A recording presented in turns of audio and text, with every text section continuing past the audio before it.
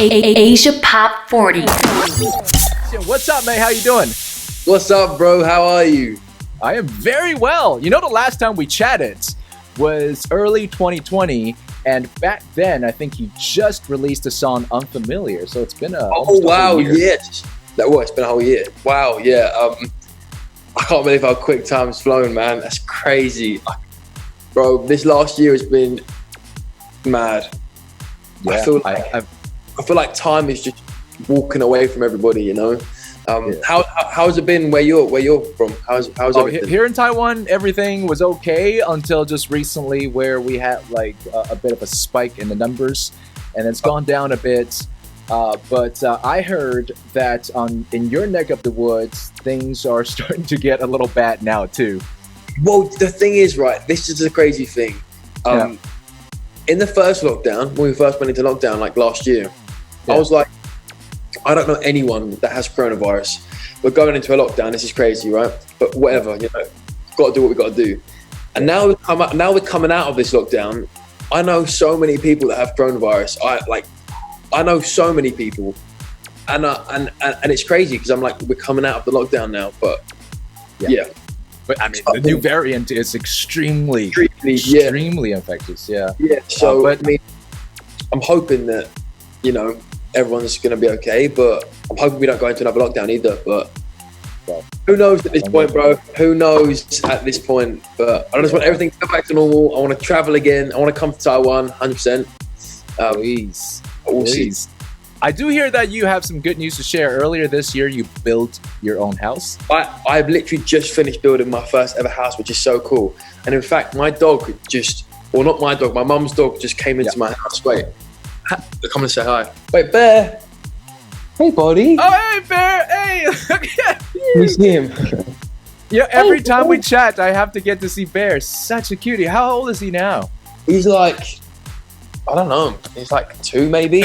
But he's not allowed in my house because he wheezes everywhere. I'm gonna shut my door. Otherwise, he will keep coming in. Otherwise.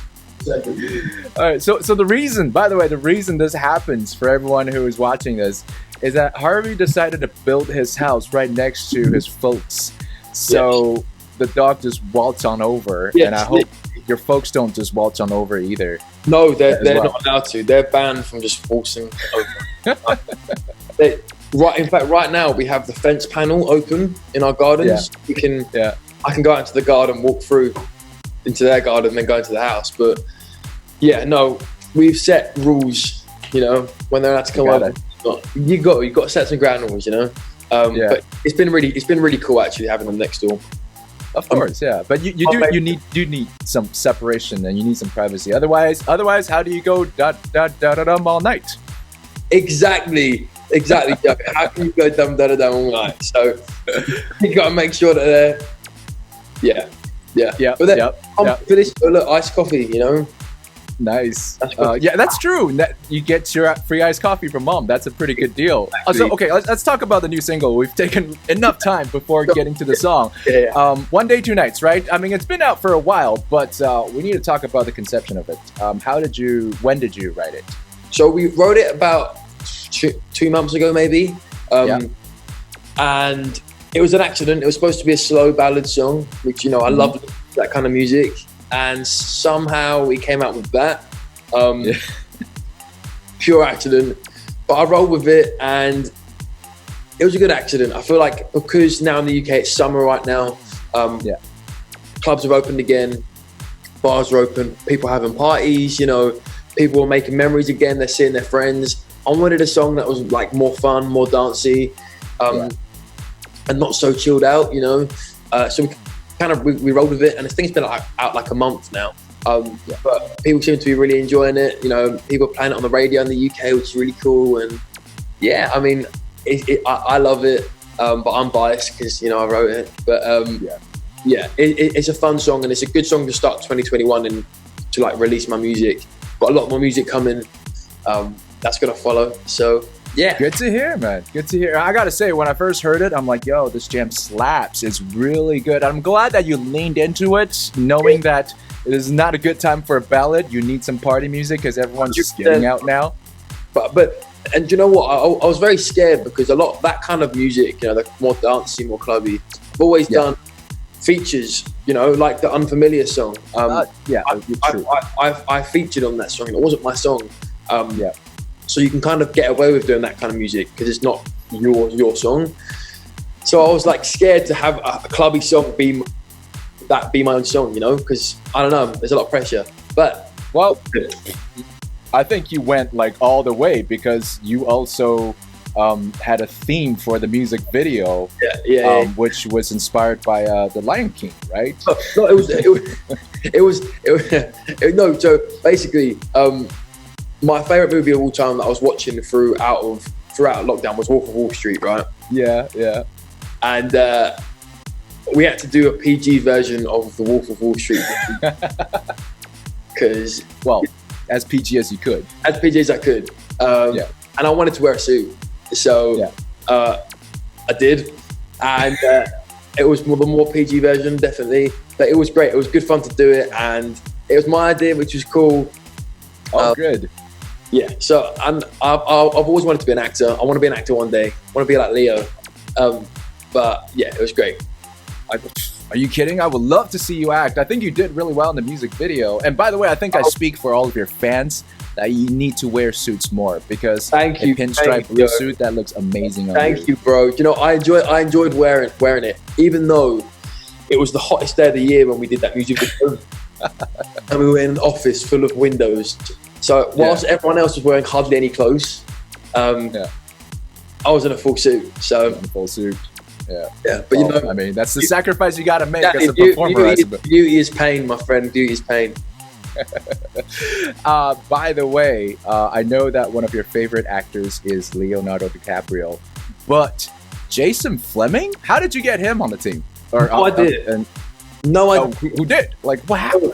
I love him. I love him in Snatch. I love him in everything that he did. So, how did you get him? So, long story short, the art director could pulled a favor basically, because we were trying to find someone to play that part, and he's friends with him, and I think he owed him a favor.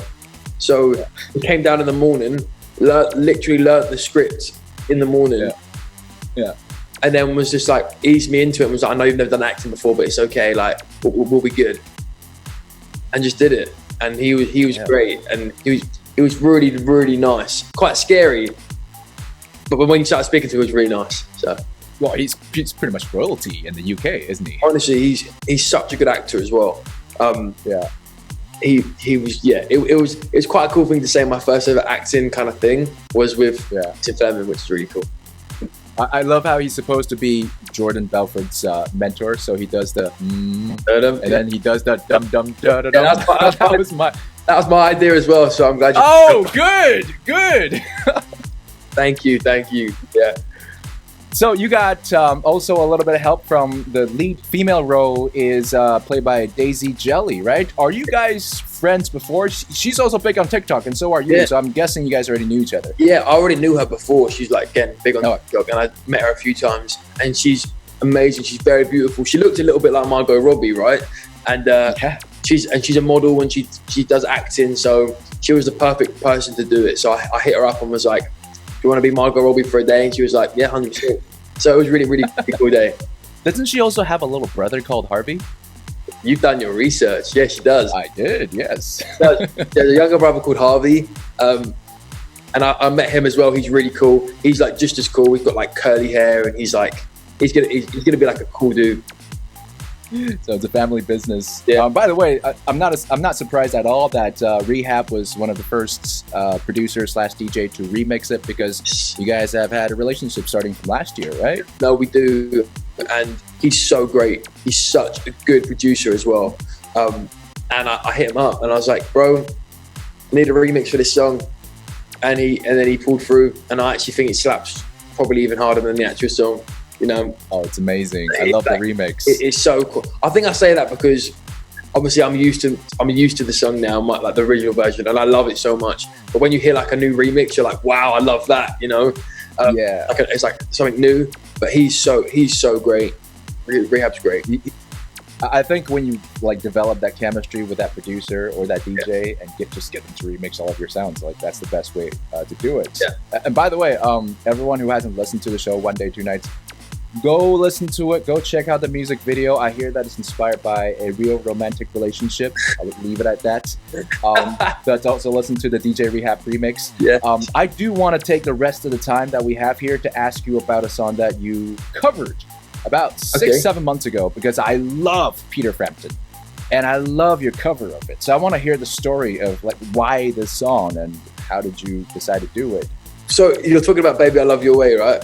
Yes, yes. So long story short, it was during a lockdown, and Apple Music reached out and said that they were doing like a covers compilation with artists in lockdown, right? And they wanted you to pick a song that you wouldn't necessarily ever sing ever, you know, or like a song that you like but you wouldn't think you'd, you know, just basically a random song. So there was loads of so that was the premise. Yeah, the premise was like sing a song that isn't just a generic cover that anyone else could do. Like just do something different, right? Right. So on this compilation album, there were some really cool other songs, and I was like, okay, I've seen everyone else's songs. I need to create something that's a bit different, you know, that isn't just like a, I don't know, like a Billie Eilish cover or something that people would expect me to cover, you know? Yeah. And throughout the lockdown last year in the summer, me and my manager were playing that song, like the up tempo, like the reggae version. Ooh, baby, I love the way. Yeah. And it was like, and it was all really happy and lovely. And I was like, we were laughing. It was like, imagine if you did like a slow version of this, like, because people know the song, and it's got a nice element. Ooh, baby, I love your way, you know. So we were like, should we just try it for fun and see what happens? And we did it. We released it on Apple Music, and people loved it on Apple Music. So I thought, you know what, I might as well just put it on like Spotify and stuff like that, just for people to listen to if they want to enjoy it. You know, it's not like an official single or anything, but I want people to listen to it, and people seem to like it. So yeah, no, I loved it. I think you have a great voice, and I think you should do more covers of classic hits. Yes. I think that would be a good direction to go in. But you've had a great voice for a long time. Like some of your earlier videos, the earliest videos of you singing that we can find on the internet, you were probably 12 or 13. Do you ever watch those things, and then what do you think now? I watch them sometimes when I do interviews or stuff. They'll bring clips up of me singing when I was younger, and it's fun to see. It's fun to see the growth. It's fun to see how much I've changed, and it's also fun to see how little's changed. You know, still the same person. Yeah, you know, I look a bit different now. I'm hoping, but I still also they don't look the same. It's like things change, but also they don't. I don't know, and I've come a long way since then. You have, and we're so like as a longtime fan, we're so glad to see you. You know, making those changes, and it's weird to see like 12-year-old Harvey that we used to know putting on a suit, looking fabulous in the music video, possibly going into acting. Can't wait for that. One last thing we need to talk about is, of course, Can Anybody Hear Me was scrapped last year or earlier this year because of COVID-19. I'm sure a lot of things were changed. What's next for you? Are you going to make another album? Yes, that'll be a new album. Long story short with that, it was ready to go, but it kept getting pushed back, and I just felt like the music was starting to get not old, but in my eyes, that I was going through new experiences. I wanted to release new music, and to me, I'd already, you know, that the time had kind of been and gone, you know. And if I'm going to put out an album, I want to put out something that's like means everything to me, you know. So yeah, there'll be an EP in the next couple months, and then there will be an album at some point. I've made so much music since like this year, and I love it. So I can't wait to kind of release this music and for everyone to hear and see. Yo, good to hear. Good to hear. You have a new house. You're probably very comfortable in your creating space right now. So we're glad to hear that there's a new album coming up in a couple of months. Along the way, I'm sure there'll be more singles. But right now, everybody, continue to go listen to One Day, Two Nights, watch the music video, listen to the remixes. And Harvey, thank you so much for joining us here again. Thank you so much. I will see you guys very soon. I'm going to come to Taiwan. Okay. Thank you. Please do. Hi, I'm Harvey, and you're listening to Asia Pop 40. Asia Pop 40.